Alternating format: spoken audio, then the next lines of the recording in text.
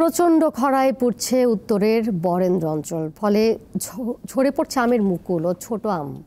নওগাঁয় এবছর আম বাগান বাড়লেও প্রচণ্ড খরার কারণে লোকসানের আশঙ্কা করছেন আম চাষিরা। নওগাঁয় উৎপাদিত সুস্বাদু আম্রপালি আমের সুনাম রয়েছে দেশ বিদেশে। এখানকার বিভিন্ন জাতের আম রপ্তানি হয় ভারত, ইংল্যান্ড সহ বিভিন্ন দেশে। গত কয়েক সপ্তাহ যাবৎ নওগাঁর তাপমাত্রা ৩৬ থেকে ৩৮ ডিগ্রি সেলসিয়াস ওঠানামা করছে। এতে বিপর্যস্ত হয়ে পড়েছে স্বাভাবিক জীবনযাপন। আমের চাষের মৌসুমেও দীর্ঘদিন বৃষ্টি না হওয়ায় গুটি আমগুলো গাছ থেকে ঝরে পড়ছে। এর উপর চলমান মৃদু তাপদাহের কারণে আম চাষিরা গাছে পানি দিতে হিমশিম খাচ্ছেন।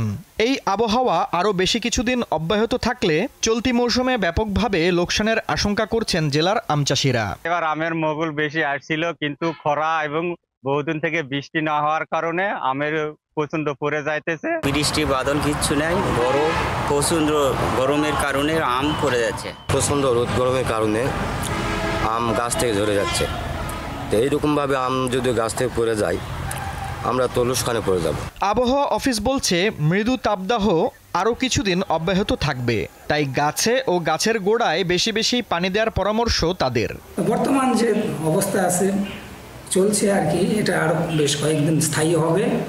তাপমাত্রা আমাদের বাড়তে পারে এবং খরা অবস্থা বিরাজমান থাকতে পারে।